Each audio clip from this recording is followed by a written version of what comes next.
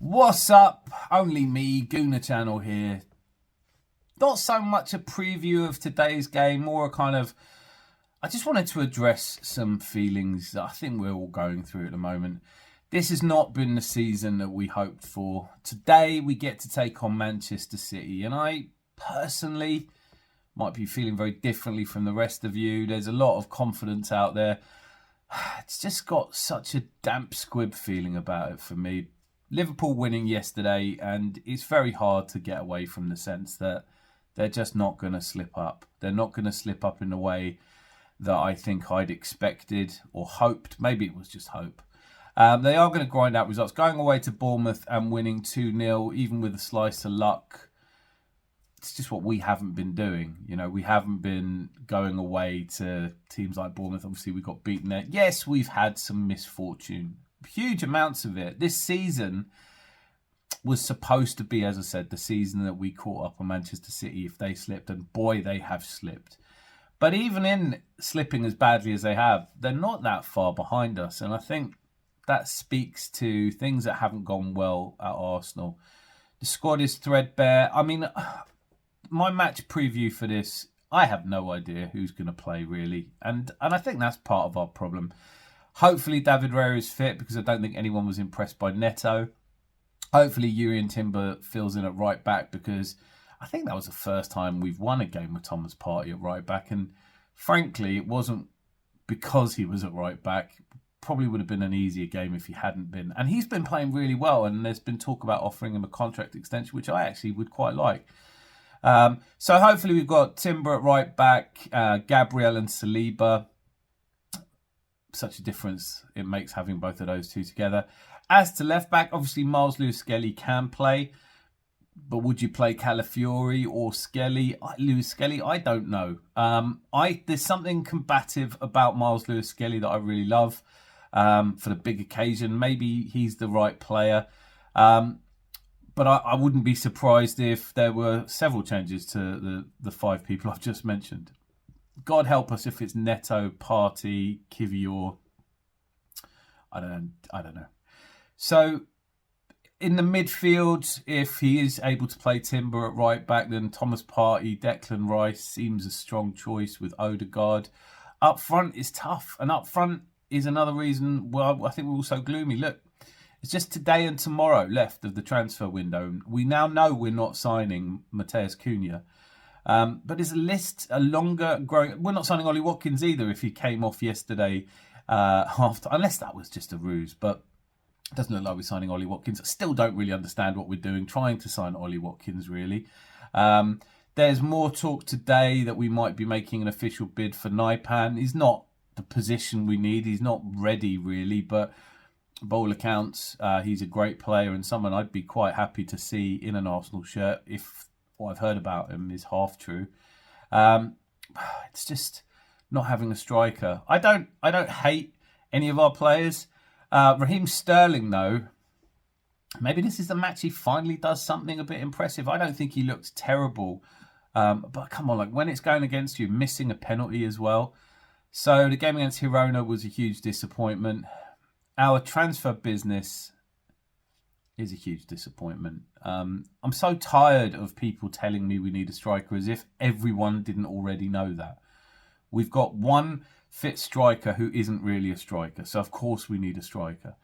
And, you know, watching Man City go out, and arguably they don't need a striker as badly as us. At least their one striker is a great striker and he's fully fit. Scores plenty of goals. Breaks records scoring goals, but they still went out and signed Omar Mamouche. And although I'm not sure it's going to work out, the games I've seen him play, he does look solid. He looked great starting for them, and he probably played today, and he's probably going to score. And this whole season can just piss off as far as I'm concerned. But when I reflect on it, there is also the truth that it might just feel worse than it is. After all, we've qualified for the last 16 of the Champions League, which is no easy feat. Ask Man City. Ask some of the big teams that are playing each other before they get to the last 16. So that's an achievement. We are still in the League Cup semi-final on Wednesday against Newcastle, but I know they've lost their last two home games. I could see it being possible. It's a long way to go to fail. And to be so close to a final and not make it is tough to bear. Can you imagine if Tottenham make it? I mean, Tottenham are in worse despair than us, but there's no joy in that, really. I don't think we're a fan base that can settle for mediocrity as long as Tottenham are doing worse. We're not Tottenham. And so the whole mood, if we don't sign anyone in this window, and at the moment, I've been looking into it as much as anyone. I can't see it be. I mean, Benjamin Šeško, we'd have to pay over the odds for. Is there a last-minute deal for a Victor Osimhen? Is there someone I haven't even thought of, like a Victor Boniface could be the answer? I don't know. It's a panic buy, whatever happens now. We haven't done our business this transfer window. Even Spurs have brought in more players than us, and they're having a shocker. When you see teams like Man City go out and splash 150 million on players, I don't know how long it took them to sign. So there is a feeling around it, and even if we beat Man City today, it's still effectively a 9-point gap if Liverpool win their game in hand. And increasingly, they look like they're able to. Their game in hand is away to Everton. Maybe that's a draw.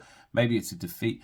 Maybe the gap really is only 6 points and we can go to Anfield and pull off a miracle win. And I say miracle win, it's a bit unfair. We've nearly won there a couple of times. But we're just not there yet. This season that promised so much with the fall off of Man City could get to the end of the season with no silverware, more pressure on Arteta, and generally, if you're not a fan of his, then this has been a long time coming, and lots more people joining your opinion. I'm not saying I won't. Like, it might get to the point at the end of the season where I just think, it's time for a change. For that to happen for me, you'd have to lose the players a little bit more. And I'm taking a lot of encouragement from last week's game against Wolves, where he did, for once, come out courageously, knowing we had to get 3 points. And we did play on the front foot, and we did take it to Wolves. And, Wolves beating Villa yesterday showed there are no easy games in the Premier League at the moment. Maybe Southampton, maybe Tottenham. But that's it. And so it is competitive. Forest putting 7 past Brighton. I'm married into a Brighton family. It's a very sore, very tough result to take. Shows how tough this league is. Maybe we put 7 past Man City today. Maybe we beat City comfortably today.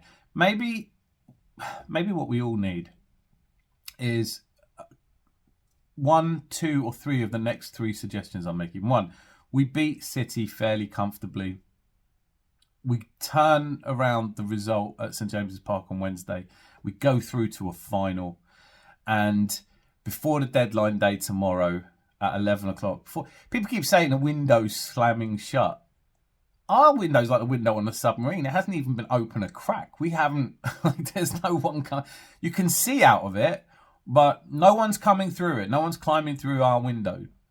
But maybe they will. Maybe at the last minute, we do get an Ollie Watkins. I mean, I wouldn't have wanted Ollie Watkins, but right now, provided he's not hamstrung himself for a month or two, coming off the way he did, at Molineux yesterday.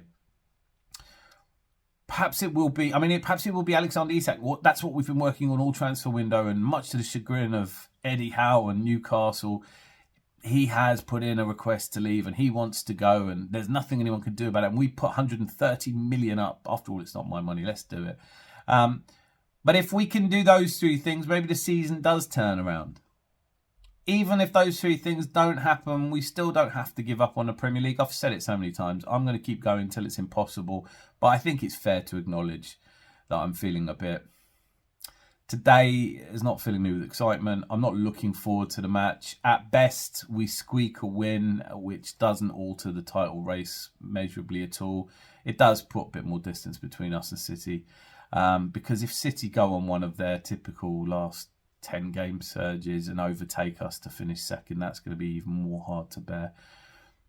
Look, I acknowledge I'm feeling a little low. I'm full of head cold. I'm about to go out for a walk.